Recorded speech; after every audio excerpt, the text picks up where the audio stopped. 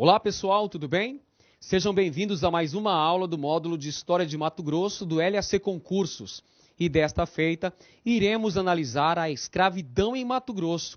Falaremos sobre as várias modalidades de trabalho escravo empreendidas em território mato-grossense, empregadas em território mato-grossense. Falaremos também sobre as várias formas de resistência empregadas pelos africanos escravizados em terras mato-grossenses. Pois bem, primeiramente, começaremos a falar sobre o escravismo colonial. Em primeiro lugar, primeiramente, temos que analisar que a escravidão não foi inventada pelos portugueses e espanhóis, que se notabilizaram no emprego do trabalho escravo em terras americanas. A escravidão já existia desde a antiguidade. Foi a modalidade clássica de trabalho na Grécia Antiga e também na Roma Antiga, onde se estabeleceu o modo escravista, o modo de produção escravista. Entretanto, é preciso salientar também, meus amigos, que na África já existia a utilização do trabalho escravo. A escravidão já existia na África. Porém, a escravidão que se estabeleceu na África antes da colonização europeia era uma escravidão diferente dos padrões mercantilistas que essa utilização de trabalho compulsório acabou assumindo. Lá na África, a escravidão era sancionada por leis e tradições, costumes locais das mais variadas regiões daquele continente. É evidente que lá na África ocorriam conflitos interétnicos, conflitos envolvendo as diferentes nações africanas. E desses conflitos, é claro, ocorriam guerras. E dessas guerras, tínhamos os prisioneiros, que acabavam se tornando escravos das tribos vitoriosas. Na África já existia o trabalho escravo, mas esse trabalho escravo tinha características próprias. Inclusive era possível se estabelecer até laços, alguns laços de proximidade, alguns laços de solidariedade envolvendo senhores e escravos dentro do continente africano. Portanto, senhores, é preciso analisar que a escravidão na África possuía uma conotação diferenciada daquela que assumiu no continente americano. No início da colonização brasileira, fora utilizada a mão de obra indígena, o trabalho compulsório dos indígenas. Recapitulando rapidamente um assunto que nós vimos na nossa aula inaugural sobre o início da colonização, nós falamos que durante o período pré-colonial, aquela fase em que os portugueses exploravam o pau-brasil, foi utilizado uma modalidade de trabalho denominada escambo, onde os índios cortavam a madeira do pau-brasil e as armazenavam nas feitorias para um posterior carregamento nos navios lusitanos e recebiam em troca uma série de mercadorias, uma série de quinquilharias, tais como espelhos, pentes, dentre outros. Depois, quando nós temos o início da colonização sistemática no Brasil, com a implementação da lavoura de cana-de-açúcar, os portugueses passam a utilizar os indígenas como mão de obra escrava. Perceba que muda o tratamento dispensado para os indígenas. Durante o período pré-colonial, da extração do pau-brasil, temos o escambo. Mas com o estabelecimento da colonização efetiva do Brasil, a partir de 1530, com o cultivo de cana-de-açúcar, nós temos a utilização do trabalho escravo indígena, que vai ser a principal mão de obra no início da colonização brasileira. Mais tarde, teremos a introdução da mão de obra africana, da escravidão africana, que vai acabar se constituindo na mão de obra por excelência, tanto durante o período colonial, como também durante o período imperial brasileiro. Teremos, portanto, a utilização da mão de obra escrava africana durante mais de 300 anos no Brasil. Portanto, meus amigos, a escravidão já existia na África, como nós ressaltamos anteriormente, só que ela vai assumir uma conotação mercantilista a partir do momento em que o escravo vai passar a ser encarado como uma mercadoria que poderia propiciar tanto aos traficantes, aos comerciantes que se dedicavam ao tráfico negreiro, quanto à coroa portuguesa, uma acumulação de capitais. Vai ser uma atividade extremamente lucrativa. Anote aí, o tráfico de escravos se constituiu numa atividade extremamente lucrativa, tanto para os comerciantes que dedicavam-se a essa atividade, quanto para a coroa portuguesa. Propiciou, entre outras coisas, a acumulação primitiva de capitais. Um outro aspecto extremamente importante é você conhecer a fundo quais são os fatores que fizeram com que os portugueses substituíssem a mão de obra escrava indígena pela mão de obra escrava africana. Você tem que quebrar uma série de paradoxos, uma série de estereótipos que foram criados ao longo da colonização, tais como aqueles que afirmavam que o indígena não se adaptou ao trabalho agrícola por não conhecer a agricultura, o que é uma inverdade, ou que o indígena não se adaptou por ser preguiçoso, por ser indolente, por não gostar de trabalhar.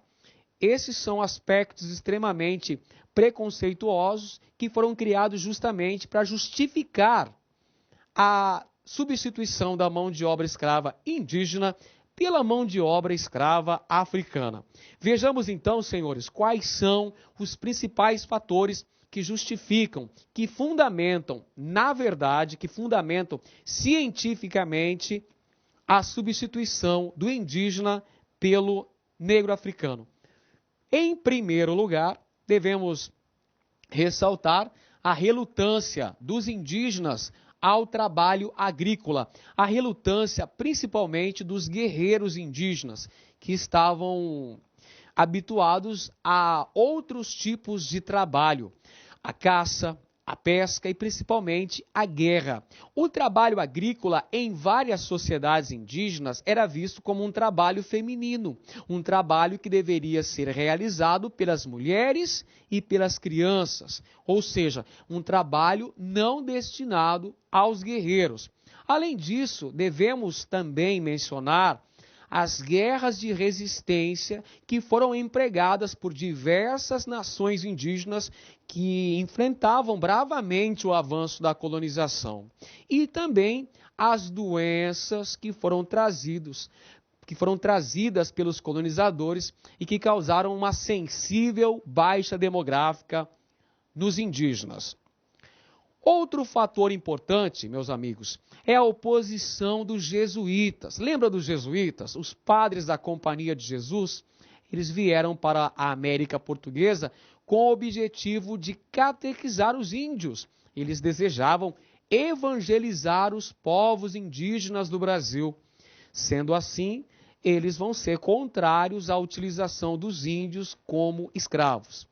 Temos então uma oposição dos padres jesuítas que desejavam catequizar os índios.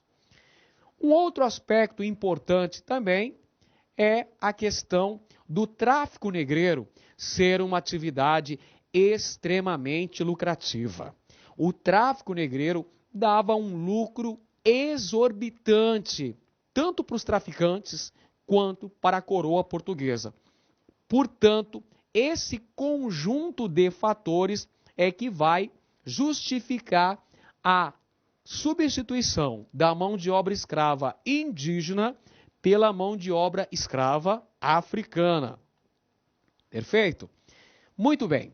Vamos analisar agora o tráfico negreiro, essa importante atividade econômica que fazia parte do mercantilismo da coroa portuguesa. O tráfico negreiro tinha um caráter internacionalizado, uma vez que ele promovia a ligação econômica Europa, África, América. Os comerciantes portugueses e luso-brasileiros iam até o continente africano nas feitorias localizadas no litoral africano, onde eram obtidos as peças, ou seja, os escravos, os africanos destinados à escravidão no Brasil. Esses africanos escravizados, eles eram trocados nos entrepostos comerciais. Esses entrepostos estavam localizados ao longo do litoral do continente africano.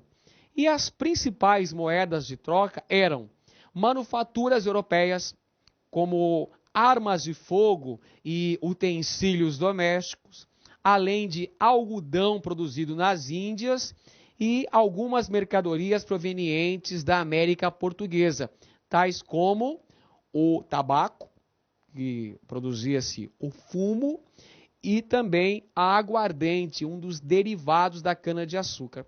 Todos esses produtos eram utilizados como moeda de troca na obtenção de africanos escravizados. Então perceba que o tráfico negreiro era uma atividade extremamente lucrativa, uma vez que a moeda de troca utilizada na obtenção de escravos eram produtos de preços, diríamos, irrisórios, perto do lucro oferecido pela mão de obra escrava em terras americanas. No mapa temos o comércio internacional de escravos, o tráfico de escravos, a ligação Europa-Brasil. Os africanos escravizados eram obtidos nos entrepostos, nas feitorias localizadas no litoral do continente africano, nas colônias portuguesas localizadas no continente africano. De lá vinham os negros escravizados, principalmente aqui, da Nigéria, de Angola e de Moçambique. As duas principais etnias africanas que irão ser trazidas para a América Portuguesa são os bantus e os sudaneses. Portanto, o tráfico internacional de escravos era uma atividade extremamente lucrativa. E esse controle do tráfico negreiro era exercido por famílias luso-brasileiras residentes na África, bem como por comerciantes instalados no Brasil. Então haviam famílias luso-brasileiras instaladas nessas feitorias, nesses entrepostos comerciais localizados no litoral do continente africano, e também haviam comerciantes instalados no Brasil que iam até o litoral africano para conseguirem trazer os negros escravizados, que eram trazidos nos conhecidos navios negreiros ou navios tumbeiros. A rota África-Brasil era feita através dos insalubres navios negreiros, também chamados de navios tumbeiros. Como dissemos anteriormente, os principais grupos de africanos que vieram para o Brasil são os bantus, provenientes de Angola, Moçambique, Congo e Guiné, e os sudaneses, que eram oriundos da Nigéria e da Costa do Marfim. São essas os dois principais grupos de africanos escravizados trazidos para o Brasil. Claro que vieram dezenas de etnias africanas para o nosso país. Na imagem vemos alguns dos exemplos, diferentes nações africanas que foram trazidas para o Brasil, porque a África ela é múltipla, né? Deve ser encarado dessa maneira. O continente africano ele é marcado por uma grande diversidade étnica e cultural, e isso não apenas nos dias atuais. Durante a Idade Moderna também nós tínhamos dezenas de nações indígenas, centenas de povos diferenciados. Portanto, os africanos que foram trazidos para a América Portuguesa pertenciam a variadas etnias. Outro aspecto interessante a ser ressaltado é o fruto de pesquisas realizadas recentemente pela historiografia brasileira, que trouxeram à lume novidades, aspectos que até então não eram considerados. Dentre esses aspectos, podemos mencionar a desconstrução do mito do escravo coisa, uma mera mercadoria. Pessoal, é claro que para os senhores de escravos, para os traficantes de escravos, o africano escravizado era encarado como uma mera mercadoria, como um produto, como um animal, como um ser não dotado de inteligência, não dotado de racionalidade. Mas, evidentemente, isso não passava pela cabeça do escravizado. Em nenhuma maneira, de nenhuma forma, o africano trazido para a América Portuguesa na condição de escravo, ele se animalizou, ele se sentiu um ser desprovido de racionalidade, de inteligência. Muito pelo contrário, os escravos desempenharam várias formas de resistência. Ou seja, devemos tirar da cabeça essa ideia de que o escravo aceitava essa condição, de que o africano escravizado aceitava essa condição de inferioridade, o que fazia com que ele assumisse um comportamento passivo. Isso verdadeiramente não existiu. Um outro aspecto importante é a desmistificação da ideia do escravo vítima, baseado no imaginário do tronco. Durante muito tempo se apregoou na historiografia tradicional que os africanos escravizados assumiram um comportamento passivo diante da escravidão, uma condição de vítima diante da opressão, da violência, dos maus tratos e do desrespeito sofrido. Isso não existiu, porque os africanos escravizados desenvolveram uma série de maneiras de reagirem diante da ordem vigente, de colocarem para fora toda a sua revolta diante daquela opressão sofrida. Então não devemos encarar o escravo como uma vítima do sistema. Não devemos considerar que o tronco causava um temor enorme na mente do escravo, fazendo com que ele assumisse um comportamento passivo. Como veremos mais a seguir, existiram diversas formas de resistência ao trabalho escravo na América Portuguesa. Os escravos, eles devem ser encarados como agentes históricos, ou seja, devem ser encarados como verdadeiros sujeitos sociais, protagonistas de sua história. A condição de inferioridade por estar escravizado, por ser considerado um escravo, uma mercadoria, não fez com que o escravo se sentisse inferior ou animalizado, muito pelo contrário. Os escravos, diversas vezes, se portaram como verdadeiros agentes sociais, como verdadeiros agentes históricos e chegavam, inclusive, a negociar com seus senhores.